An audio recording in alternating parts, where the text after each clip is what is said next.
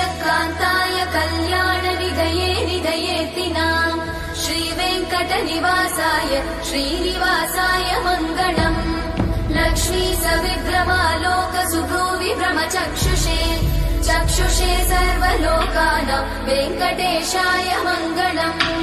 श्रीवेङ्कटाद्रिशृङ्गाग्रमङ्गलाभरणाग्रे